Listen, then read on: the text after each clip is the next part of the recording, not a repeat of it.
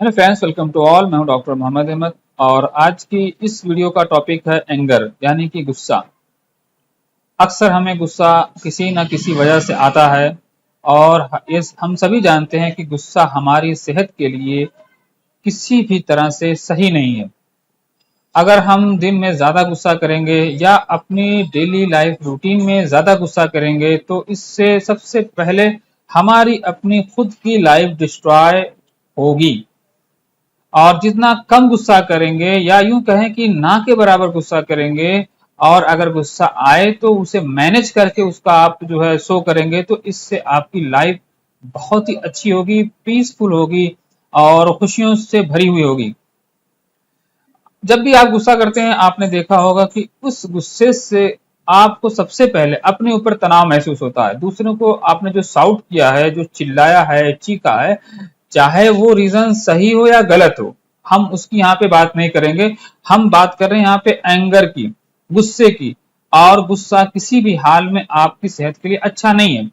और कभी कभी ऐसा होता है कि आप उसे मैनेज ही नहीं कर पाते हैं, चाहे वो वर्क स्ट्रेस से हो या फैमिली में किसी के वजह से जो है वो आपके ऊपर गुस्सा यानी आपको आता है। चाहे कोई भी रीजन हो, XYZ कुछ भी रीजन हो सकता है। बच्चों को लेकर आप गुस्सा करते हैं, वाइफ को लेकर गुस्सा करते हैं, या वाइफ आपको लेकर गुस्सा करती हैं, या बच्चों का माइंड बहुत इरिटेटिंग है, बच्चे आपकी नहीं सुनते इसलिए आप गुस्सा होते हैं, और वाइफ आपकी नहीं या आप वाइफ की नहीं सुनते उसके लिए उसको लेकर के आप गुस्सा होते हैं। या फिर आपका ऑफिशियल वर्क ही क्यों ना हो, बॉस की डांट हो,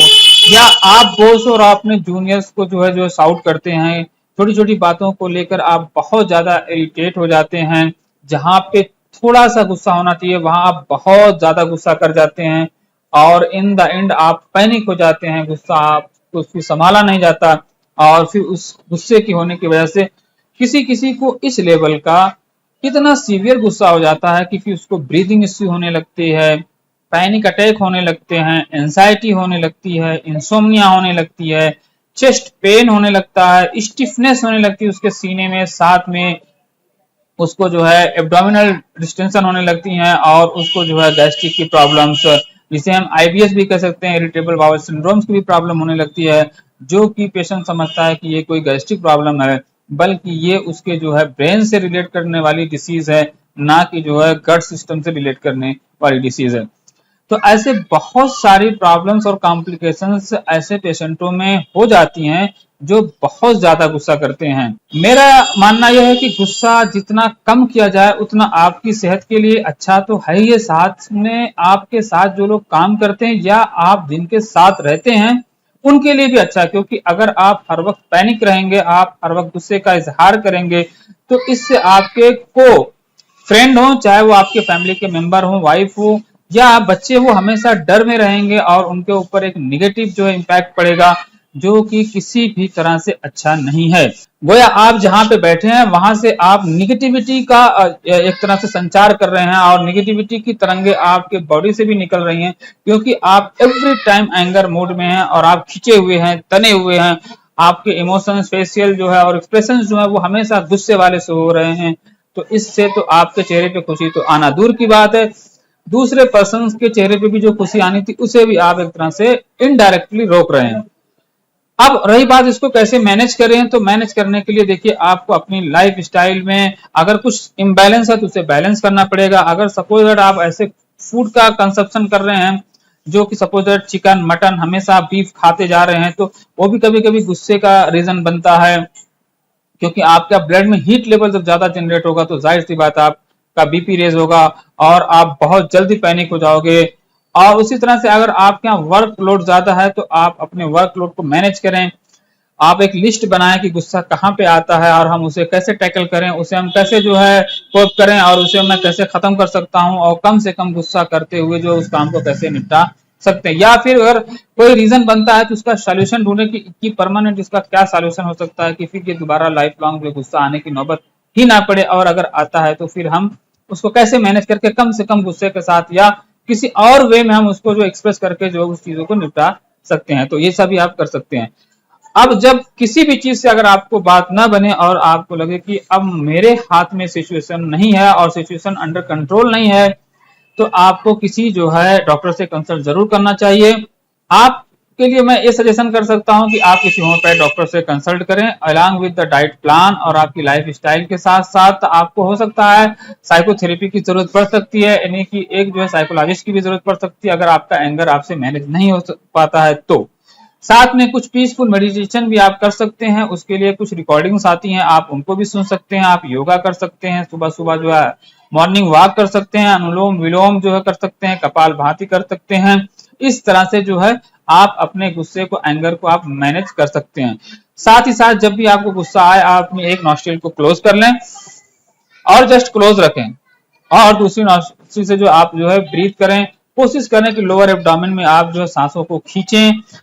और लंबी खींचें, गहरी खींचें, और उसको जितना हो सके होल्ड करें और फिर मुंह से एक्सहेल करें और with the sound, suppose that like this.